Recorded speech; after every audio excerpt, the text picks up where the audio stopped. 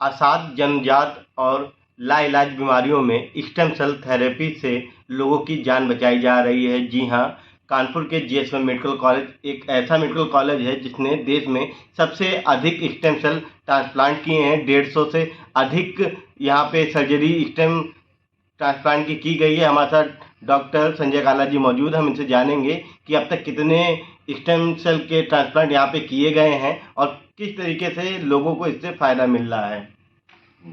नमस्कार। Stem cell therapy के बारे में मैं एक बात बताना चाहता हूँ कि ये अभी इवॉल्विंग ब्रांच है और कई जगह प्राइवेट सेक्टर्स में तो खूब हो रही है, लेकिन गवर्नमेंट सेक्टर्स में एक थोड़ा सा एक तो चूंकि एथिकल क्लियरेंस और बाकी बहुत सारे इश्यूज होते हैं, इसलिए गवर्नमेंट सेक्टर में अभी इसका बहुत इस्तेमाल नहीं हो रहा।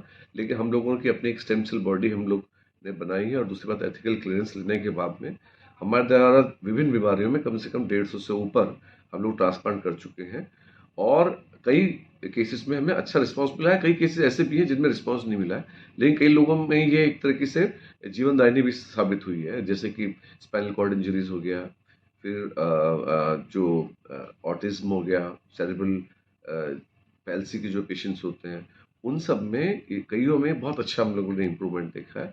लेकिन इसमें क्या इम्प्रूवमेंट होगा ये एक रिसर्च का विषय है और अभी हम लोग नहीं जानते कि ये कितनी कारगर होगी, क्योंकि आने वाले समय में हमें ये देखना पड़ेगा स्टेम सेल थेरेपी का, क्योंकि बहुत सारे सोर्सेस है जहाँ से हम स्टेम सेल ले सकते हैं।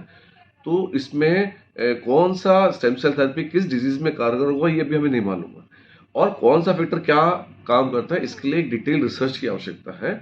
और जब एक पूरी एक सेंट्रलाइज गवर्नमेंट को एक सेंट्रलाइज बॉडी बनानी चाहिए और अनुमति देनी चाहिए विभिन्न मेडिकल कॉलेज और सब जगहों को, सो दैट हम लोग इस पर रिसर्च कर सकें, क्योंकि इसमें पोटेंशियल है। जो इनक्यूरेबल डिजीज हैं या डिजनरेटिव डिजीज हैं इनमें या जन्मजात डिजीज हैं उसमें ये मील का पत्थर साबित हो सकती है, लेकिन इसमें काफ़ी कुछ जो जांच होनी अभी बाकी।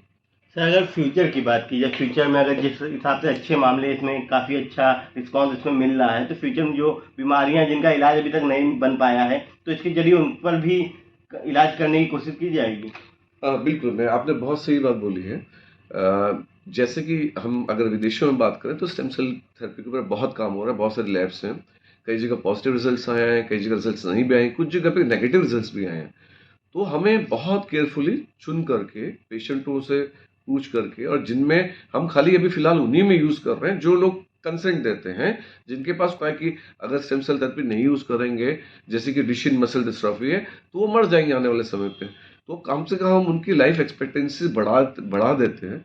तो अभी फिलहाल जो हमारे इसमें, क्योंकि अभी हम लोग बहुत प्रिमिटिव स्टेज में स्टेम सेल थेरेपी, लेकिन आपने इसी कहा हो सकता है आने वाले समय में स्टेम सेल थेरेपी इतना एडवांस हो जाए कि हम लोग कई ऐसी लाइलाज बीमारियां जिनके लिए कोई दवाई ड्रग्स कुछ नहीं बना है उनका भी इलाज कर पाए।